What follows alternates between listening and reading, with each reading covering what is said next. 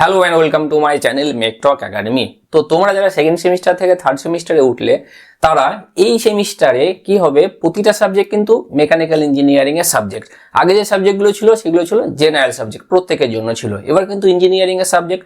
তাহলে পরীক্ষাতে কি রকমের প্রশ্ন হবে, সেই প্রশ্নের উত্তর তোমরা কিরকম ভাবে লিখবে, সেই নিয়ে তোমাদের মনে একটা কনফিউশন কিন্তু রয়ে গেছে। তো চলো সেই কনফিউশন আমি দূর করে দেবো। তো মেকানিক্যাল ইঞ্জিনিয়ারিং এর থার্ড সেমিস্টারের ম্যানুফ্যাকচারিং প্রসেস 1 গতবারের যে কোশ্চেন পেপার ছিল, 2024-এর যে কোশ্চেন পেপার ছিল, সেটা কিভাবে সলভ করতে হবে সেটা আমি এই ভিডিওতে পুরোপুরি দেখিয়ে দেবো। মানে তোমরা এই ভিডিওটি একদম পুরো শুরু থেকে শেষ পর্যন্ত দেখো, স্কিপ না করে। তো প্রশ্ন নিয়ে আলোচনা করার আগে তোমাদেরকে বলি যে আমি এই চ্যানেলে মেকানিক্যাল ইঞ্জিনিয়ারিং রিলেটেড বিভিন্ন সাবজেক্টের উপরে ভিডিও বানিয়ে থাকি। তো এই যে ম্যানুফ্যাকচারিং প্রসেস 1 এটার কমপ্লিট প্লে লিস্ট কিন্তু তোমার ডেসক্রিপশন বক্স থেকে পেয়ে যাবে। ম্যানুফ্যাকচারিং প্রসেস 1 এর যেই সাবজেক্টগুলো আছে ম্যানুফ্যাকচারিং রিলেটেড, এবং যে লেদ এবং মেশিনিং চ্যাপ্টারগুলো যেটা আছে সেটা মেশিন টুলস বলে যেই প্লে লিস্ট আছে সেখান থেকে পেয়ে যাবে। দুটোরই প্লে লিস্ট তোমার ডেসক্রিপশন বক্স চেক করো, সেখানে কিন্তু পেয়ে যাবে। চলো এবার কোশ্চেন নিয়ে আলোচনা করা যাক।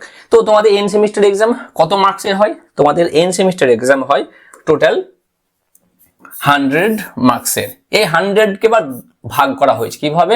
100 কে তোমাদের ভাগ করা হয়েছে 60 + 40 এই হিসাবে ভাগ করা হয়েছে। তো 40 তো তোমাদের ইন্টারনাল, এটা তোমাদের সেমিস্টার পরীক্ষার দিতে হয় না কোনো, সেটা 20 ইন্টারনাল আর তার সাথে 20 অ্যাটেন্ডেন্স প্লাস অ্যাসাইনমেন্ট এইভাবে ধরা হয়। এই যে 60 আছে, এই 60-র পরীক্ষা তোমাদেরকে দিতে হয় এন্ড সেমিস্টার এক্সামে, রিটেন এক্সাম দিতে হয়। তো এটাকেও ভাগ করা হয়েছে 40 + 20 এইভাবে ভাগ করা আছে। এই যে 20 আছে, এই 20 হলো এমসিকিউ টাইপ প্রশ্ন। 10টা প্রশ্ন থাকে, 10টা উত্তর করতে হবে। সেই 10টা উত্তর করলে 20 নাম্বার পেয়ে যাবে। প্রতিটা এমসিকিউতে 2 নাম্বার করে থাকে। এমসিকিউতে তো সাধারণত 1 নাম্বার করে থাকা উচিত, কিন্তু 2 নাম্বার করে আছে। কিন্তু তোমরা জানো, তোমরা ফার্স্ট সেমিস্টার বা সেকেন্ড সেমিস্টারে পরীক্ষা দিয়েছো, 2 নাম্বার কেন থাকে জানো? এমসিকিউ যেটা উত্তর হবে সেটা লেখার জন্য 1 নম্বর, এবং এক্সপ্লেনেশন মানে কেন উত্তরটা সঠিক সেটা এক্সপ্লেন করার জন্য আরো 1 নম্বর। তাহলে 2 নম্বর হয়ে গেল, 20 নম্বর সেখানে হলো। আর এই যে 40 আছে, 40-এ তোমাদেরকে 5খানা প্রশ্নের উত্তর করতে হবে, যেটাতে 8 করে থাকছে। তাহলে 5 × 8 = 40, তোমার 40 হলো। আর এখানে কত? তোমাদেরকে 10খানা প্রশ্নের উত্তর করতে হচ্ছে, 2 করে থাকছে। তাহলে কত হলো এখানে? 20। তাহলে টোটাল 60 হয়ে গেল। এবার প্রশ্নের ভাগ বুঝে গেলে এবার প্রশ্ন দেখা যাক। তো এটা দেখো, ডিসেম্বর 2024-এ হয়েছিল ম্যানুফ্যাকচারিং প্রসেস 1 পরীক্ষা, ফুল মার্কস হলো 60। তো এখানে কিছু ইনস্ট্রাকশন দেওয়া আছে। এই যে এমসিকিউ এর 2 নাম্বার আছে, 1 নাম্বার সঠিক উত্তরের জন্য, 1 নাম্বার এক্সপ্লেনেশনের জন্য। সেটা গ্রুপ এ এবং গ্রুপ বি থেকে যে কোনো 5টা প্রশ্নের উত্তর করতে হবে। তো গ্রুপ বি তে 5টা যে কোনো প্রশ্নের উত্তর করতে হবে, মানে 5টার বেশি দেওয়া থাকবে, 6টা 7টা 8টা 9টা দেওয়া থাকবে। তো কোনো সমস্যা নেই, সেখান থেকে 5টা খুব সহজেই তোমরা বেছে করতে পারবে। তো এখানে দেখো এই বিভিন্ন রকমের এমসিকিউ দেওয়া আছে। তো এমসিকিউ এর সাথে সাথে এমসিকিউ এর যে উত্তর হবে মানে একটু দেওয়া আছে। তো 3 নম্বর প্রশ্নটা দেখো, in a 4 high rolling mill backup rollers are use to. তাহলে 4 হাই যে রোলিং মিল থাকে, 4 হাই রোলিং মিল কেমন হয়? এই দুটো রোলার এবং এর সাথে সাপোর্টে আরো দুটো রোলার থাকে। এখানে থাকে আমাদের কি? এখানে থাকে আমাদের বিলেট। এদিক থেকে এভাবে এটা মুভ করে। তাহলে এটা হলো আমাদের ওয়ার্কিং রোলার, এটা হলো আমাদের ব্যাকআপ রোলার। তো এই যে ব্যাকআপ রোলার থাকে, ব্যাকআপ রোলার কি জন্য ইউজ করা হয়? এ বলছে reduce rolling force, rolling force কমানোর জন্য আমরা ব্যাকআপ রোলার কি ইউজ করি। Increase stiffness of rolling mill, rolling মিলের স্টিফনেস কে বাড়ানোর জন্য ব্যবহার করি। Reduce deflection of working rollers, working যে রোলার আছে তাদের যাতে বেঁকে না যায়, ডিফ্লেক্ট হয়ে না যায়, এই জন্য আমরা এই যেই ব্যাকআপ রোলারকে ইউজ করি। আর ডি কি বলা হয়েছে? Increase reduction in thickness of job. তাহলে যে জব আছে, জবের থিকনেসকে কমানোর জন্য ব্যবহার করা হয় এই ব্যাকআপ রোলার। তো আমরা জানি এই যেই রোলার দুটো আছে, এই রোলার দুটো হলো ওয়ার্কিং রোলার। ওয়ার্কিং রোলার থিকনেসকে কমায়, আর এই যে ব্যাকআপ রোলার এই দুটোকে ব্যাকআপ প্রোভাইড করে, সাপোর্ট প্রোভাইড করে, যাতে করে ওয়ার্কিং রোলার দুটো বেঁকে না যায়। তাহলে উত্তর হবে আমাদের সি। তাহলে খুব সহজেই তোমরা লিখে দেবে এইখানে প্রথমে তো 1 নাম্বার, এই 1, তারপরে দিলে এখানে দিলে তোমরা 3 নিয়ে উত্তর কি হবে? উত্তর হবে আমাদের সি। এই সি লিখে দিলে নিয়ে এখানে লিখবে আমাদের এক্সপ্লেনেশন, EXP এক্সপ্লেনেশন বলে লিখবে, বাকি কিন্তু কোনো কিছু লেখার দরকার নেই। এই যে পুরো প্রশ্ন লিখে দিলে এবং তারপরে অ্যান্সারের 3 দাগে সি হবে, সি এর এই পুরো লাইনটা লিখলে লেখার দরকার নেই, ডাইরেক্ট তোমরা এক্সপ্লেনেশন লিখবে। তাহলে reduce deflection of working rollers, তাহলে ওয়ার্কিং রোলার্সকে ডিফ্লেক্ট না হয় এই জন্য এটা দেওয়া থাকে। তাহলে কি করবে, তাহলে লিখবে তোমরা যে backup rollers are in 4-high rolling mill, backup rollers are provided to provide support to the working rollers। ঠিক আছে, এটাই লিখে দেবে, তাহলে কিন্তু হয়ে যাবে, যাতে করে এটা বেঁকে না যায়। কেন, সাপোর্ট প্রোভাইড করছে, একটু স্টিফনেস প্রোভাইড করছে, সাপোর্ট প্রোভাইড করছে, একটু স্ট্রেংথ প্রোভাইড করছে, যাতে করে এটা বেঁকে না যায়। তাহলে back in 4-high rolling mills, backup rollers are used to provide extra support to the working rollers. এটাই হলো এক্সপ্লেনেশন, এটাই তোমরা এখানে এক্সপ্লেনেশন লিখে দেবে, তাহলে কিন্তু তোমরা পুরোপুরি 2 নম্বর পেয়ে যাবে। সঠিক উত্তরের জন্য 1 নম্বর, এবার এক্সপ্লেনেশন লেখার জন্য আরো 1 নম্বর তোমরা এখানে পেয়ে গেলে, তাহলে 1 1 2 পেয়ে গেলে।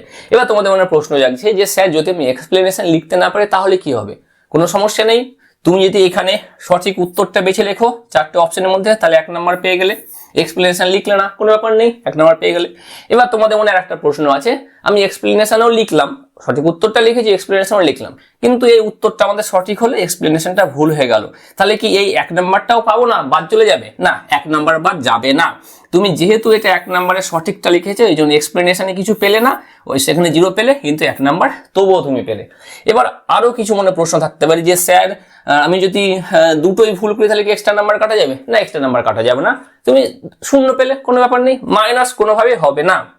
এবার যদি তুমি এই ধরো অপশনটা ভুল লিখে দিয়েছো, এক্সপ্লেনেশন সঠিক লিখেছো, তাহলে কিন্তু তুমি 1 নম্বর পেয়ে যাবে। ব্যাপারটা বুঝতে পারলে? সেটা সাধারণত হয় না, তুমি উত্তর না জানলে এক্সপ্লেনেশন কি করে লিখবে, কিন্তু হয়তো কখনো হয়তো হয়ে গেল, ধরো ঢিল ছুটতে ছুটতে একটা লেগে গেল, এক্সপ্লেনেশন সঠিক লিখে ফেললে, অ্যান্সার ভুল করলেও, সেই ক্ষেত্রে তুমি 1 নম্বর পেয়ে যাবে। তো এইভাবে তোমাদেরকে উত্তর করতে হবে। তো এখানে কতগুলো এমসিকিউ দেওয়া আছে? এমসিকিউ দেখো এখানে 13 আর 15 ওখানে এমসিকিউ দেওয়া আছে, 15 ওখানে এমসিকিউ এর মধ্যে তোমাদেরকে 10টা যে কোনো এমসিকিউ করতে হবে। এইবার অনেকে তোমরা কি করো, 15টা এমসিকিউ করে দাও, করতে পারো, কোনো সমস্যা নেই। এবার তাহলে যদি 15টার মধ্যে যদি ধরো 15টা করলে, প্রথম 10টা নেওয়া হবে কি সঠিক? না, নয়, 15টার মধ্যে তোমার যেগুলো সঠিক হবে সেগুলো তোমার নেওয়া হবে, মানে যেগুলোতে তুমি সব থেকে বেশি নাম্বার পাবে। মানে ধরো 15টার মধ্যে ধরো তুমি এই ধরো 8 নম্বরে 1 নম্বর পেলে, 8 নম্বরটাতে, বাকি সবগুলোতে 2 2 2 করে পেয়েছো, এটাতে 2 এটাতে 2 সব পেয়েছো, তাহলে এটা তোমার কিন্তু ধরা হবে না। তুমি যেটাতে 1 নাম্বার পেয়েছো সেটা তোমার ধরা হবে না, তুমি যেগুলোতে বেশি নাম্বার পেয়েছো সেগুলো ধরা হবে। ব্যাপারটা বুঝতে পারলে? মানে 1 থেকে 15টা তুমি সবগুলোই করেছো, মাঝে কোনো একটা ভুল হলো, সেটা তোমার ধরা হবে না। যে 10টা সঠিক এবং যে 10টাতে তুমি সব থেকে বেশি নাম্বার পেয়েছো, তোমার সেই 10টায় ধরা হবে। ব্যাপারটা বোঝা গেল? এটা হলো এমসিকিউ এর ব্যাপারগুলো। এবার গ্রুপ বি তে এসো। গ্রুপ বি দেখো এখানে 2 থেকে শুরু হয়েছে এবং কততে শেষ হয়েছে? 9 শেষ হয়েছে, মানে টোটাল 8খানা প্রশ্ন আছে। 8খানা প্রশ্নের মধ্যে থেকে তোমার কখানা করতে হচ্ছে? 5খানা করতে হচ্ছে, এরকম ভাবে। তাহলে এই যে প্রতিটাতে এই যে তোমাদের দেওয়া আছে কতগুলো, 8 করে, 3 2 আর 3, তাহলে 8 মার্কস করে আছে। 8 মার্কস, ধরো 8 মার্কস এক পুরোপুরি 8 দিন ভেঙে দিয়েছে, এ দেখো 5 আর 3 আছে, আর সব থেকে বেশি কত আছে? সব থেকে বেশি 5ই আছে, বাকি দেখো এটাকে দেখো 4টে 2 ভেঙে দিয়েছে 8 করে, এরকম ভাবে করেছে। মানে যে 8 নাম্বার থাকবে সেটা কিন্তু নয়, মানে সেটাকে ভেঙে দেওয়া হবে, 8 মার্কসের কোশ্চেন আসবে না। প্রশ্ন কি আছে দেখো, 2 নম্বরে দেখো কি আছে, 2 নম্বরে 1 এর দাগের এখানে লিখলে 2 মার্জিনের পাশে এখানে 1 নাম্বার দিয়ে গোল করে ঘিরে দিলে। Next classify manufacturing processes. তো ম্যানুফ্যাকচারিং প্রসেস কত ধরনের হয়? তো তোমরা যারা ভিডিও দেখেছো এটা আমি আলোচনা করেছি ইন্ট্রোডাকশন ভিডিওতে, সিলেবাস নিয়ে যেখানে আলোচনা করেছিলাম।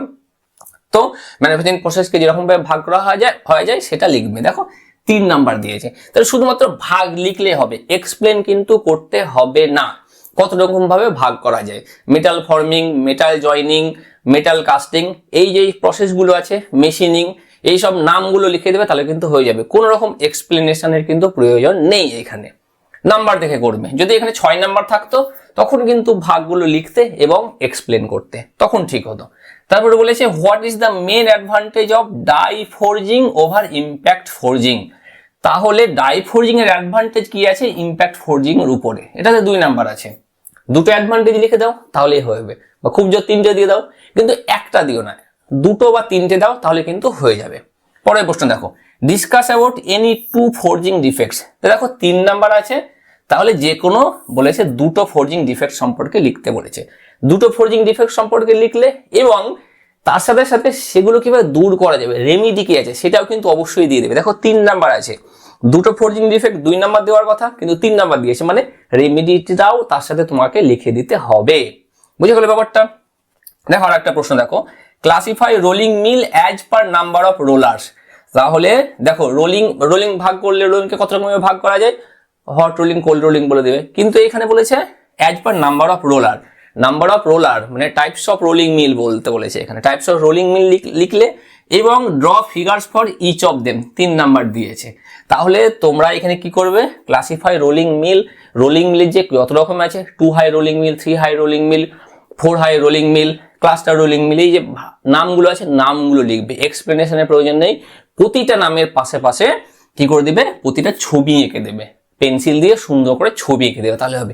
এক্সপ্লেনেশনের কোনো প্রয়োজন নেই, ভালোভাবে দেখবে যে কত নাম্বার আছে এবং আমাকে কি করতে বলেছে প্রশ্নতে। তারপরে দেখো, why smaller roller should be use to decrease contact surface. তাহলে স্মলার রোলার ইউজ করা হয় যেখানে যে decrease contact surface for same deformation. কেন স্মলার রোলার ইউজ করা সেম ডিফরমেশনের জন্য, এটা এক্সপ্লেনেশন করবে। 2 নাম্বার আছে, 2 নাম্বার এক্সপ্লেনেশন খুব সহজে দিয়ে দিতে পারবে। তারপরে right differences between direct and indirect extrusion. Direct এবং ইনডাইরেক্ট এক্সট্রুশন মানে ফরওয়ার্ড এবং ব্যাকওয়ার্ড এক্সট্রুশনের কি করতে হবে, পার্থক্য লিখতে হবে। 3 নাম্বার আছে, 3টে পার্থক্য লিখে দিলে হয়ে যাবে। এরকম ভাবে কিন্তু সব প্রশ্নগুলো আছে। তাহলে প্রশ্ন পড়ে তোমাদেরকে বুঝতে হবে কি করতে হবে। এটা মেশিনিং এ আসি, লেদটাতে আসি। বলা হয়েছে draw 3 views of a single point cutting tool showing different angles, radius and planes in appropriate views. তাহলে এটা হলো সিঙ্গেল পয়েন্ট কাটিং টুল নোমেনক্লেচার। তাহলে শুধুমাত্র বলেছে ড্র করতে বলেছে, কোনো রকম এক্সপ্লেনেশনের প্রয়োজন নেই এবং সেটাতে 3 নাম্বার আছে। তাহলে ছবির তুলনায় মানে যে পরিমাণ আঁকতে হবে তার থেকে একটু কম নাম্বারই আছে, এটাতে মিনিমাম 5 নাম্বার থাকা উচিত ছিল। তাহলে তোমাদেরকে যে 3টে ভিউ ছিল, ফ্রন্ট ভিউ, টপ ভিউ এবং সাইড ভিউ, তাহলে সিঙ্গেল পয়েন্ট কাটিং টুল নোমেনক্লেচারে এগুলো তোমাদেরকে ছবিটা আঁকতে হবে। ছবিটাতে প্রতিটা অ্যাঙ্গেল এবং নোজ রেডিয়াস যেটা আছে এবং লিপ অ্যাঙ্গেল যেগুলো আছে সেগুলো তোমাদেরকে কি করতে হবে, দেখিয়ে দিতে হবে, লেবেল করতে হবে। বোঝা গেল এটা? তারপরে বলেছে show the specifications of a single point cutting tool having nomenclature, এটা দিয়ে দিয়েছে। তাহলে এই যে নাম্বারগুলো আছে, নাম্বারগুলো প্রতিটা প্রথম 1 2 3 4 5 6 6টাতে 6টা অ্যাঙ্গেলকে ডিফাইন করছে, আর এটাতে হচ্ছে নোজ রেডিয়াসকে ডিফাইন করছে। এটাতে আছে আমাদের দেখো 2 নাম্বার। তারপরে বলেছে নেম সাম কাটিং টুল ম্যাটেরিয়াল। কাটিং টুল ম্যাটেরিয়ালের 2টো বা 3টে নাম লিখে দিবে, 1 নাম্বার আছে। তারপরে বলা হয়েছে mention the factors effect tool life. তার টুল লাইফের উপরে কি কি ফ্যাক্টর এফেক্ট করে, 2 নাম্বার আছে। 2টো বা 3টে ফ্যাক্টর লিখে দিবে, তাহলে হয়ে যাবে খুব সহজেই। দেখো খুবই সোজা প্রশ্ন। এরকম ভাবে আছে, দেখো স্পেসিফাই এ সেন্টার লেদের স্পেসিফিকেশন, লেদের স্পেসিফিকেশন কি আছে সেটা লিখতে হবে। তারপরে বলা হয়েছে ফেস প্লেট আর অ্যাঙ্গেল প্লেট লেদ মেশিনে কেন ইউজ করা হয়। Name any 3 types of lathe operation showing their schematic representation. দেখো সবগুলো কিন্তু ছবি আঁকতে বলেছে, মানে 3টে তোমাদের লেদ অপারেশনের নাম লিখতে হবে, তার সাথে ওই 3টে ছবি আঁকতে হবে। কোন রকম এক্সপ্লেনেশনে কিন্তু এখানে প্রয়োজন পড়ছে না, যখন এক্সপ্লেন করতে বলবে তখনই করবে। বোঝা গেছে ব্যাপারটা? এরকম ভাবে কিন্তু সব প্রশ্নগুলো আছে। এখানে আবার দেখো কি বলা হয়েছে, discuss any one type of taper turning operation with figure. তাহলে দেখো ডিসকাস এনি ওয়ান টাইপ, তাহলে একটা ট্যাপার টার্নিং সম্বন্ধে তোমাদেরকে লিখতে হবে এবং ছবি আঁকতে হবে। বুঝেছো? ট্যাপার টার্নিং অপারেশন, ট্যাপার টার্নিং এ 4টে পদ্ধতি আছে, যে কোনো একটা সব থেকে সোজাটা নিয়ে নাও, ইউজিং ফর্ম টুল ইউজ করে যেটা করা হয় সেটা এক্সপ্লেন করলে, ছবি আঁকলে, তাহলে কি, তাহলে তোমরা 3 নম্বর এখানে পেয়ে গেলে। দেখে এক্সপ্লেন করতে বলবে সেখানে এক্সপ্লেন করবে, যেখানে এক্সপ্লেন করতে বলবে না শুধুমাত্র আঁকতে বলেছে ছবি এঁকে দাও, পয়েন্ট আউট করে দাও, হয়ে যাবে, ব্যাস। বেশি লিখতে যাবে না, টু দ্য পয়েন্ট লিখবে। গুছিয়ে ইতিহাস লেখার দরকার নেই, মুঘল সাম্রাজ্য অমুক তমুক হ্যান ত্যান ওই সেই লিখে দিলে, নদীর ধারে কেন শিল্প হয়েছিল অমুক তমুক, না, ইতিহাস নয় এটা। এটা ইঞ্জিনিয়ারিং, মেকানিক্যাল ইঞ্জিনিয়ারিং, ডেফিনাইট লিখতে হবে, এক্সাক্ট উত্তর লিখবে, সেটা 3 লাইনে হোক বা 4 লাইনে হোক, কোনো সমস্যা নেই। এবার ধরো কোনো জায়গায় এক্সপ্লেন করতে বলেছে, ছবি আঁকতে বলেনি, সময় থাকলে যদি পারো তো কি করবে, অবশ্যই কিন্তু ছবিটা এঁকে দেবে, তাহলে কিন্তু যে নাম্বারটা থাকবে না ফুল মার্কস পাবে, নাম্বার কাটার কোনো জায়গা থাকবে না। এরকম ভাবে সবগুলো কিন্তু আছে। তো সবগুলো তোমরা আশা করছি তোমরা লিখতে পারবে। এবার পরীক্ষার কিছু নিয়ম আছে। পরীক্ষার সময় কত? পরীক্ষার সময় হলো 2.5 ঘন্টা। পরীক্ষা শুরু হয়ে গেলে তোমরা কিন্তু পরীক্ষা হল থেকে আর বেরোতে পারবে না। ওয়াশরুমে যাওয়ার জন্য কোনো সময় পাবে না। তোমরা বেরোতে পারবে, কখন বেরোতে পারবে? যখন তোমরা খাতাটা জমা দিয়ে দিবে। সেটার আবার নির্দিষ্ট সময় আছে যে 1 ঘন্টা বা 2 ঘন্টা পরে সেটা পারবে, সাথে সাথে পারবে না। পরীক্ষা হলে ক্যালকুলেটর, পেন, পেন্সিল, স্কেল এগুলো ছাড়া অন্য কোনো কিছু কিন্তু অ্যালাউড নয়। কোনো রকম ডিজিটাল ওয়াচ বা স্মার্ট ওয়াচ, মোবাইল ফোন কোনো কিছু অ্যালাউড নয়। জলের বোতল হলে ক্লিয়ার জলের বোতল হতে হবে, বেশ। অন্য কোনো রকম কাগজ বা কোনো কিছু কিন্তু এই ক্ষেত্রে অ্যালাউড নয়। এবার তাহলে এগুলোকে অ্যান্সার করতে গেলে তোমাদের কিন্তু অবশ্যই পড়তে হবে, বুঝেছো? কি পড়াশোনা করবে না? ঠিক আছে, পড়ো না।